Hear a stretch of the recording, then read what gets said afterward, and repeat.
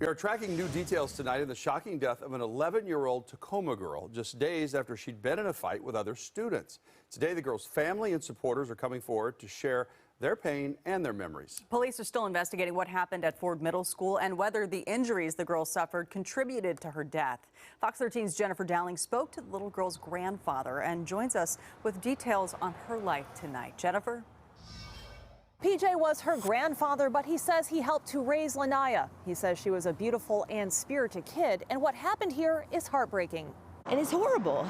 I mean, no parent should ever have to go through what this family went through. Protesters stood outside the school district demanding changes after 11-year-old Lanaya was hospitalized and died a few days after an altercation at Ford Middle School. My children grew up in this district and it used to be safe. Lanaya's grandfather, PJ Fafidi, says the show of support touched his heart. He didn't want to go on camera Monday because he's struggling with the loss, but told us he and her grandmother helped to raise Lanaya.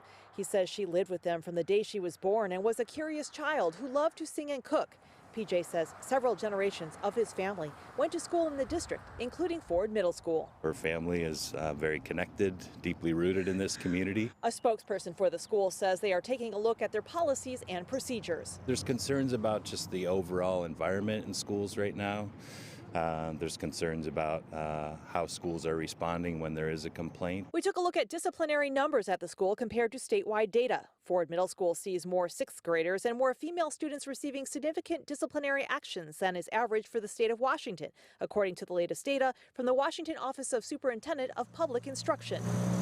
As far as the recent altercation, the district says a video taken by another student and school surveillance video have been given to investigators. I think you'll hear it from teachers, you'll hear it from building administrators. This is something that everybody wants to address. PJ says 11 years was not enough with his granddaughter. They're not protecting our kids. They're not protecting our kids. It used to be a very anti-bullying district, and that just doesn't seem to be the case anymore. The parents and grandparents that we talked to say they're planning to attend a school district meeting that's happening later in the week, and they expect it to be a packed house as they address this issue. Meantime, students in the district are also planning a walkout. Reporting in Tacoma, Jennifer Dowling, Fox 13 News.